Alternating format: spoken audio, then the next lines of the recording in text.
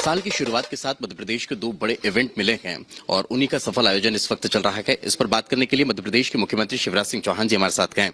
Sir, दो सफल आयोजन मध्य प्रदेश में आप कर रहे हैं। सबसे पहले यही जानना चाहूंगा सर, इतना बड़ा इवेंट मध्य प्रदेश को मिलना कैसे संभव हो पाया? मध्य प्रदेश की संभावनाएं और मध्य प्रदेश की विशेषताएं अब पूरा देश जानता है। मैं प्रधानमंत्री जी को धन्यवाद देता हूं हृदय से कि प्रवासी भारतीय सम्मेलन के लिए भी मध्य प्रदेश को चुना। उसके साथ हमने ग्लोबल इन्वेस्टर समिट जोड़ी और आप देख रहे हैं कि चारों तरफ मध्य प्रदेश के बारे में पॉजिटिव वातावरण बन रहा है और निवेश के लिए मध्य प्रदेश को सर्वाधिक अनुकूल राज्य माना जा रहा है। चारों तरफ से प्रतिक्रियाएं यही है। बरसों से जो हम मेहनत कर रहे थे उसके परिणाम अब सामने आ रहे हैं और हम भी पूरी क्षमता से, पूरी ताकत से दिन और रात लग के न केवल प्रवासी भारतीय हमारे भाई बहन हैं, भारत उनके रोम रोम में रमा है, हर सांस में बसा है, न केवल उनका आतिथ्य सत्कार कर रहे हैं बल्कि वो मध्य प्रदेश के ब्रांड एम्बेसडर भी बन रहे हैं और जितनी उत्सुकता से आते हैं, चर्चा करते हैं, अपने भाव प्रकट करते हैं, या तो इन्वेस्टमेंट लाएंगे या इन्वेस्टमेंट लाने वाले को लाएंगे, उससे मैं समझता हूं कि मध्य प्रदेश के लिए काफी संभावनाएं जगी है। आत्मनिर्भर भारत आपका सपना रहा है, आत्मनिर्भर मध्य प्रदेश पर आप लगातार काम कर रहे हैं। इन्वेस्टर्स मीट और ये पीपीडी कितना बड़ा मील का पत्थर साबित होगा? प्रधानमंत्री जी ने ये संकल्प लिया कि आत्मनिर्भर भारत, उसके लिए आत्मनिर्भर मध्य प्रदेश का रोड मैप हमने बनाया और आत्मनिर्भर बनाना है तो अर्थव्यवस्था और रोजगार वो दोनों भी मजबूत हो और इसलिए पीएम ने $5 ट्रिलियन की इकोनॉमी भारत बने 2026 तक ये संकल्प लिया। तो मध्य प्रदेश का भी तो योगदान होना चाहिए। हमने $550 बिलियन की इकोनॉमी बनाएंगे ये संकल्प लिया, लेकिन उसी के लिए हम प्रयास कर रहे हैं कि इंफ्रा बेटर हो, हेल्थ एजुकेशन में काम हो, गुड गवर्नेंस हो और निवेश आए, अर्थव्यवस्था बढ़े, रोजगार के अवसर बढ़े।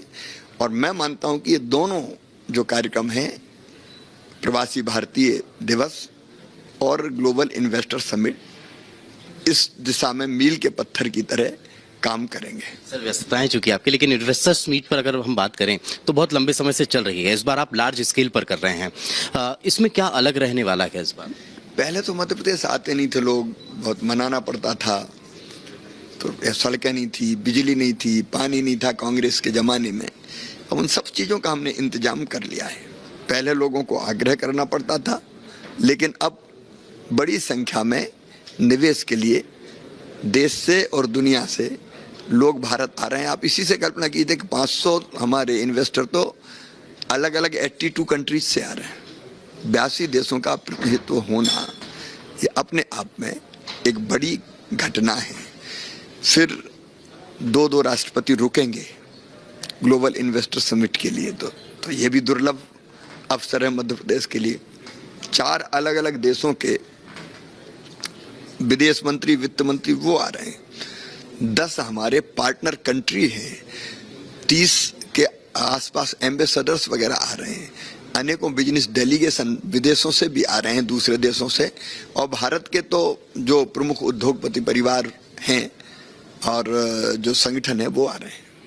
सर, एमओयू तो पिछली बार भी कई हुए, धरातल पर उतारेगा इस बार मध्य प्रदेश, उसके लिए क्या? देखिए, पहले भी धरती पर आए हैं 4.5 लाख करोड़ रुपए का, लगभग 4.5 लाख लोगों को रोजगार, 4.25 लाख करोड़ का निवेश मध्य प्रदेश की धरती पर हुआ है इन इन्वेस्टर समिट के कारण।